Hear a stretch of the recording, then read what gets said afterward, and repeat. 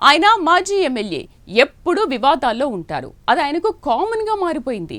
తాజా ఎపిసోడ్తో ఆయన డ్యామేజ్ కావడంతో పాటు ఆ పార్టీని ఇరకాటంలో పెట్టేశారు. దీంతో ఆ పార్టీ సైతం డైలమాలో పడి ఆ నేతకు షోకాస్ నోటీసులు జారీ చేసింది. ఇంతకీ ఆ నేత ఎవరు? ఆ మాజీ ఎమ్మెల్యే చుట్టూ ఉన్న వివాదాలు ఏంటి? Let's watch.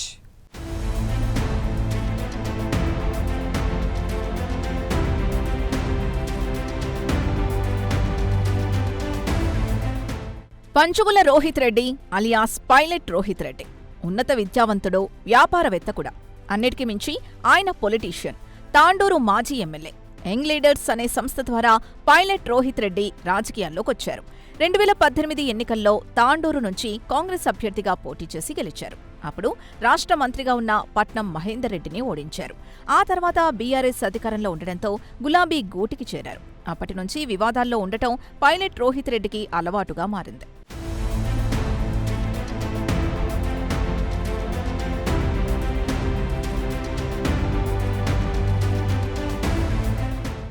తాజాగా మొయినాబాద్లో తన ఫామ్ హౌస్లో డ్రగ్స్ తీసుకుంటూ ఈగిల్ టీంకు పైలట్ రోహిత్ రెడ్డి పట్టుబడ్డారు.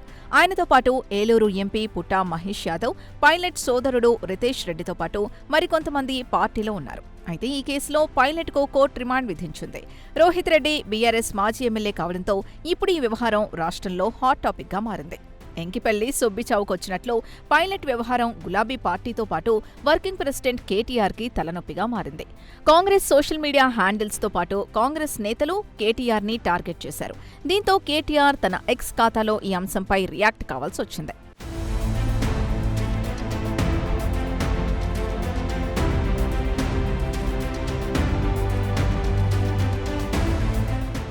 ఒకవైపు తెలంగాణ అసెంబ్లీ బడ్జెట్ సమావేశాలు జరుగుతున్నాయి.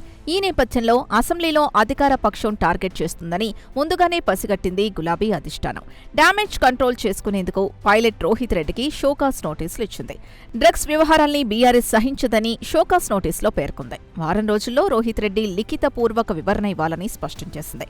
అయితే పైలట్ రోహిత్ రెడ్డికి వివాదాలు కొత్త కాదు. గతంలో బెంగళూరు డ్రగ్స్ కేసులో పైలట్ పేరు తెరపైకొచ్చింది. ఈడీ విచారణను పైలట్ రోహిత్ రెడ్డి ఎదుర్కొన్నారు.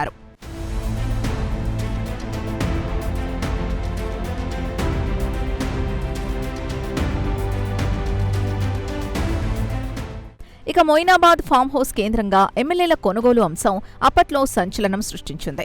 మునుగోడు ఉప ఎన్నికల సమయంలో జరిగిన ఎమ్మెల్యేల కొనుగోలు వ్యవహారంలో pilot Rohith Reddy hot topic అయ్యారు. బీఆర్ఎస్ 4 ఎమ్మెల్యేల్ని బీజేపీ కొనుగోలు చేసే ప్రయత్నం చేసిందని బీఆర్ఎస్ అధినేత కేసీఆర్ తీవ్రస్థాయిలో ఆరోపించారు.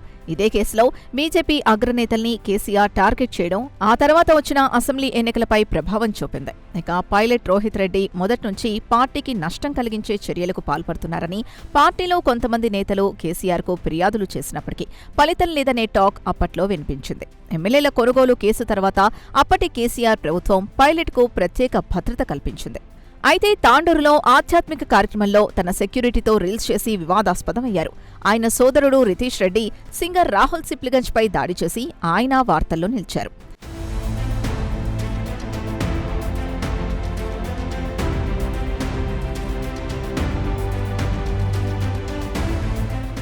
ఇక మొయినాబాద్ ఫామ్ హౌస్ వ్యవహారం పార్టీని మరింత డ్యామేజ్ చేసేలా ఉందని భావించిన బీఆర్ఎస్ అధిష్టానం పైలట్ రోహిత్ రెడ్డికి షోకాస్ నోటీసులు జారీ చేసింది. మరోవైపు ఈ కేసు బీఆర్ఎస్ పార్టీ ప్రతిష్టను దెబ్బతీస్తూ ఉండటంతో రోహిత్ రెడ్డిని పార్టీ నుంచి సస్పెండ్ చేసే ఛాన్స్ ఉండొచ్చు అనే ప్రచారం జరుగుతోంది. మరి ఈ ఇష్యూపై ఆయన ఏం వివరణ ఇస్తారనే చర్చ రాజకీయ వర్గాల్లో జరుగుతోంది.